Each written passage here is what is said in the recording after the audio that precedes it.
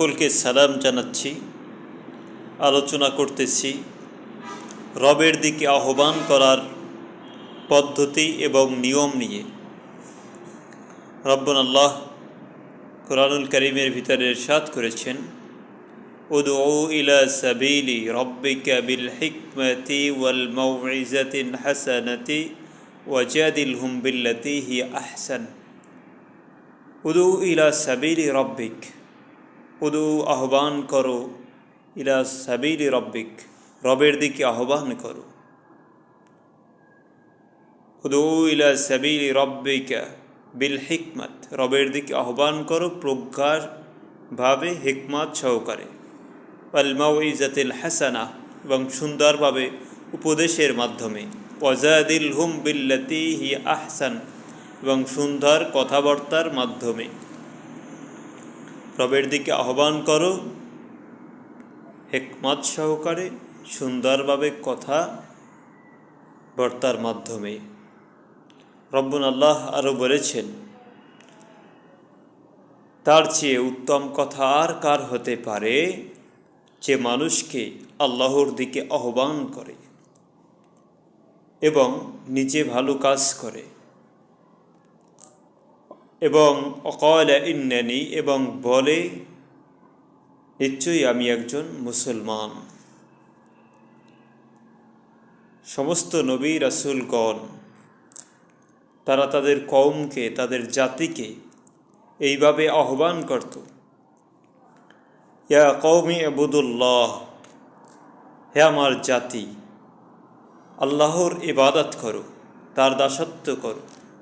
মা লাকুম মিন ইলাহি গায়র, মা লাকুম মিন ইলাহি গায়র, তার ছাড়া অন্য কোনো ইলাহের ইবাদত করো না। ইয়া কওমি ইবুদুল্লাহ মা লাকুম মিন ইলাহি গায়র। এমনকি নবী রাসূলগণ বলতেন যে আমি তোমাদের কাছে কোনো প্রতিদান চাই না, কোনো পারিশ্রমিক চাই না। আমার পারিশ্রমিক রয়েছে জগৎ সমূহের রবের কাছে।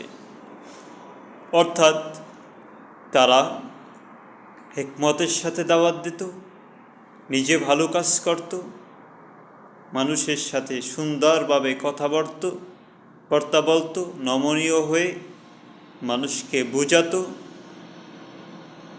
এবং নিজেকে মুসলিম ওয়াকালা ইন্নানি মিনাল মুসলিমিন, নিজেকে মুসলিম দাবি করতেন। এবং তারা কোনো এই দাওয়াতের ক্ষেত্রে কোনো পারিশ্রমিক তারা আশা করতেন না এবং নিতেন না এবং চাইতেন না। এর প্রমাণ রয়েছে সূরাতুশ শুআরার বিভিন্ন আয়াতের ভিতরে, সূরাতুল হুদ, সূরাতুল আরাফ, এরকম সহ বহু জায়গায় এর প্রমাণ রয়েছে। অর্থাৎ আবার একটা আয়াত, কু আনফুসিকুম, তোমরা নিজে বাঁচো, ওয়া আহলিকুম নারা, এবং আহাল পরিবার পরিজনদেরকে আগুন থেকে বাঁচাও, যার জ্বালানি হবে পাথর এবং মানুষ। অন্য আয়াতে বলা হয়েছে জিন, মানুষ, পাথর, এই তিনটা হবে জাহান্নামের জ্বালানি।